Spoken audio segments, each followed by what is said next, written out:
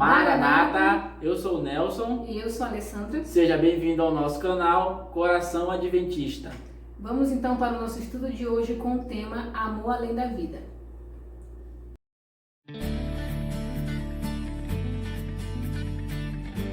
Para começar, diz assim: dizer que Jesus amava fazer a vontade de Deus é pouco.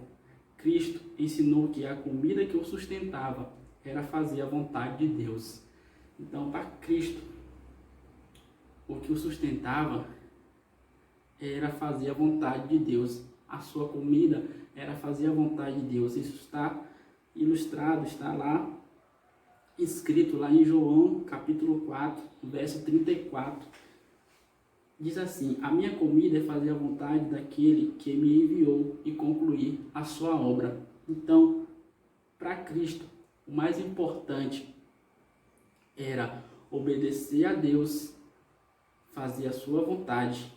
As outras coisas eram coisas relativas, mas acima de qualquer coisa, para Jesus estava fazer a vontade de seu Pai, a vontade de Deus e também obedecer a Deus. A vontade de Deus envolve a salvação do mundo. E isso a gente vai dar uma lida lá em João capítulo 6, verso 38 a 40, vamos ver o que a lição quer nos dizer a respeito de que a salvação, que a vontade de Deus envolve a salvação do mundo. Veja só o que nos diz aqui em João capítulo 6, versos 38 a 40. Porque eu desci do céu não para fazer a minha própria vontade, e sim a vontade daquele que me enviou. E a vontade de quem me enviou é esta, que nenhum eu perca de todos os que me deu. Pelo contrário, eu o ressuscitarei no último dia. De fato, a vontade de meu Pai é que todo homem que vir o Filho e nele crê tenha a vida eterna, e eu o ressuscitarei no último dia. Então, a vontade de Deus envolve a salvação do mundo, e Cristo teve esse papel fundamental de descer do céu e vir até esta terra para concluir essa obra de Deus, concluir esse plano da salvação.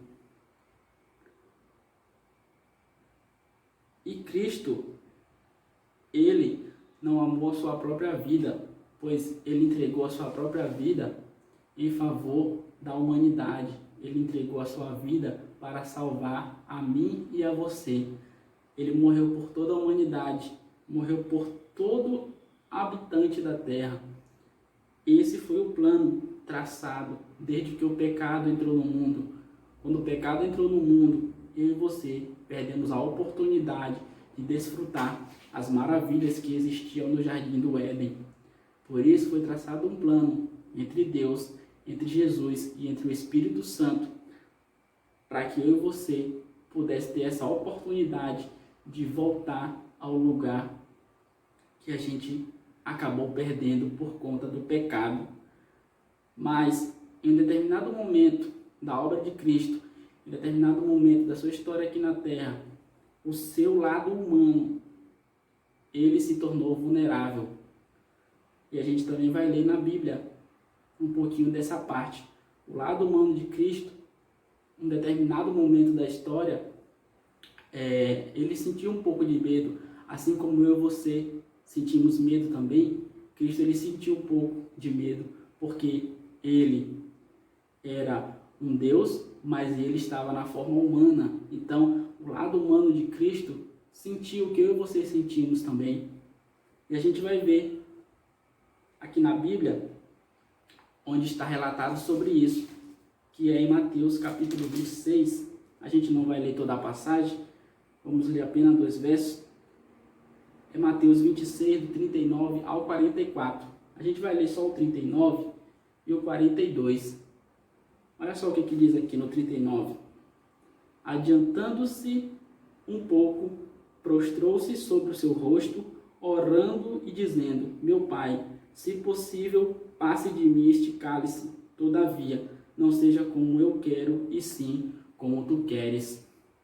Esse foi o momento em que o lado humano de Cristo sentiu um pouco de medo, porque esse era o momento que antecedia a sua prisão e também a sua crucificação e a sua morte.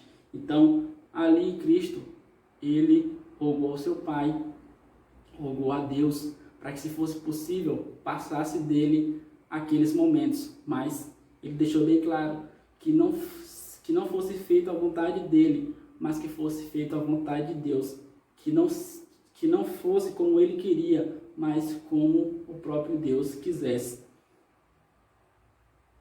E ele voltou novamente lá para os seus discípulos. Essa foi o primeiro momento em que ele foi buscar a Deus em oração, pedir forças ao seu Pai, um momento em que ele sentiu um pouco de medo.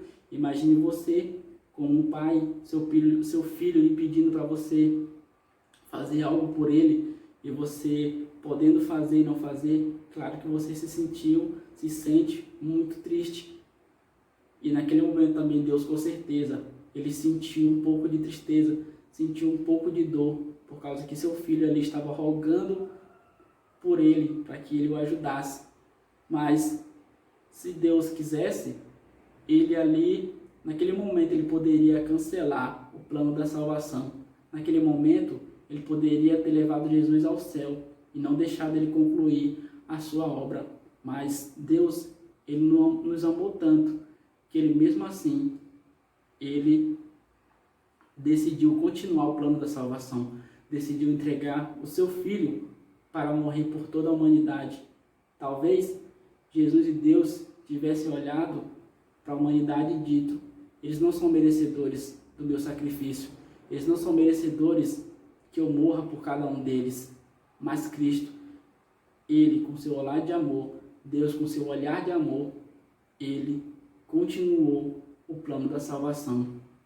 E veja só, ele orou a primeira vez, voltou para os discípulos e voltou a segunda vez para orar. Que está aqui, continuando na nossa passagem, Mateus capítulo 26, agora o verso 42. Diz assim: tornando a retirar-se, orou de novo, dizendo: meu Pai, se não é possível passar de mim este cálice sem que eu beba, faça-se a tua vontade. Aqui, depois da primeira oração, Cristo, aquele sentimento de medo já havia se afastado dele, mas o poder de Deus já havia se apoderado do seu espírito, do seu corpo.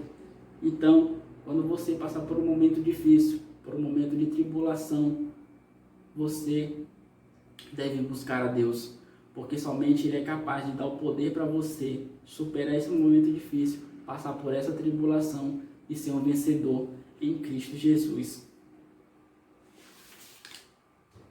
Continuando, diz assim: Jesus, ele sofreu tentações muito mais pesadas do que eu e você sofremos hoje. A tentação que Jesus sofreu foram muito mais fortes do que a que eu e você sofremos hoje.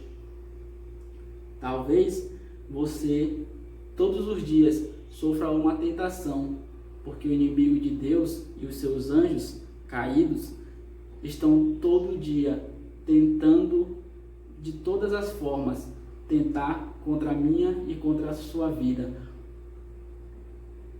Mas essas tentações são poucas para o que Jesus passou. As tentações que Jesus passou foram muito mais fortes. Ele foi tentado pelo próprio Satanás, mas ele foi um grande vencedor.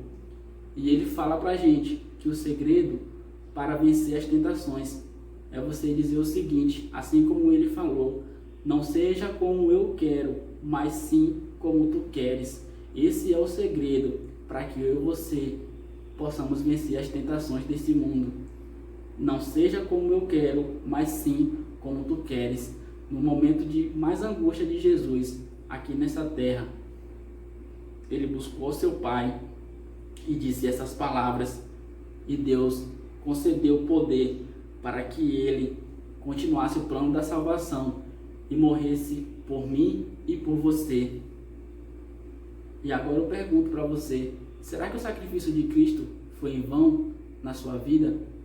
Será que tudo que Cristo passou foi em vão? Será que cada chicotada que ele pegou, será que cada martelada que os soldados ali deram naquele prego, nas suas mãos, em seus pés, será que foram em vão? Saiba, queridos, Deus e Jesus deram tudo por mim e por você. Jesus, o seu amor foi além da sua própria vida por mim e por você. O amor de Deus foi além da própria vida do seu filho, porque eles não amaram a sua própria vida. Eles simplesmente entregaram a sua vida por mim e por você. Eles deram tudo por mim e por você, e Ele espera que eu e você possamos dar tudo por Ele também. Para finalizar, diz assim: o pré-requisito para entender e realizar a vontade de Deus está em negar a nossa vontade e reconhecer a de Deus. Quando nosso coração se render aos planos divinos, a poderosa graça celestial o conduzirá ao sucesso, assim como aconteceu com Jesus. Se você quer ter uma vida vitoriosa, se você quer ter uma vida de sucesso, assim como foi a de Jesus, submeta a fazer a vontade de Deus, pois a vontade de Deus é boa, perfeita e agradável. Então, queridos, que Deus possa continuar nos abençoando e que a cada dia a gente possa colocar o sacrifício de Cristo na nossa vida, para que a gente possa dar tudo por Ele, assim como Ele deu tudo por cada um de nós. E o tudo por Ele é o tema desse ano dos Jovens Adventistas. Então, é tudo por Ele, porque Ele deu tudo por cada um de nós. Que Deus permaneça na sua vida, que Deus permaneça na minha vida para todo sempre. E lembre-se, Jesus é o nosso refúgio e fortaleza, socorro bem presente na tribulação.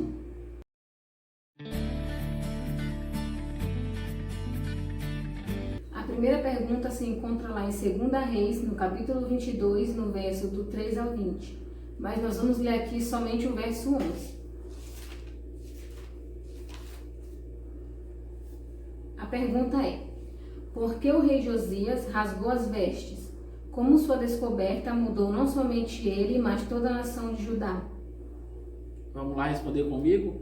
O verso 11 diz assim: tendo o rei ouvido as palavras do livro da lei, rasgou as suas vestes. Aí tem a pergunta: assinale V para verdadeiro ou F para falso? Qual foi a tua alternativa verdadeira?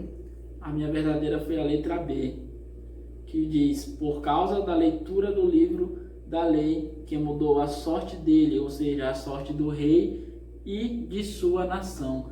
Ao rei ouvir a leitura da lei de Deus, das escrituras de Deus, ele chegou a um arrependimento dos seus pecados e reconheceu que era um pecador e reconheceu Deus como o grande salvador de sua vida e também da sua nação. A segunda pergunta é: como a Bíblia nos assegura que tem o poder para mudar nossa vida e nos mostrar o caminho para a salvação? Vamos abrir lá em Hebreus, no capítulo 4, verso 12.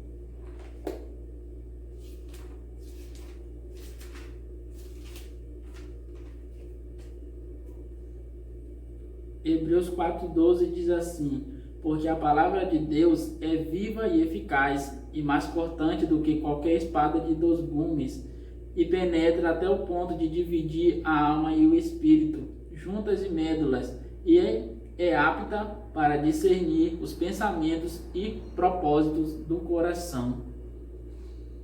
Então, o próprio verso já nos dá essa resposta, que a palavra de Deus, ela é como uma espada que penetra no mais íntimo do nosso coração, no mais íntimo do nosso pensamento. E a palavra de Deus, ela tem um grande poder de transformar a nossa vida, assim como transformou a vida do rei Josias e de muitas pessoas. Ela nos transforma, fazendo com que a gente reconheça que somos pecadores, que a gente chegue ao arrependimento e que também a gente possa confessar a Deus nossos pecados e sejamos perdoados por Ele. Nesse momento, feche os seus olhos e vamos orar a Deus. Pai querido, queremos te agradecer, Senhor, por mais de tudo da lição, Obrigado por até que o Senhor tenha estado conosco. Que peço que o Senhor permaneça conosco, permaneça com cada pessoa, meu Pai, que vai assistir esse vídeo, cada família. Que o Senhor possa estar presente na vida dessa pessoa, na família dessa pessoa, Senhor. Enfim, meu Deus, que o Senhor possa a cada dia nos ajudar nessa caminhada aqui nesse mundo, meu Pai. Que o Senhor possa permanecer na nossa vida. Amém. E que o Senhor continue conosco. Essas bênçãos eu te peço, te agradeço em nome de Jesus. Amém. Então esse foi o nosso resumo da lição. Até o próximo vídeo. Maranata!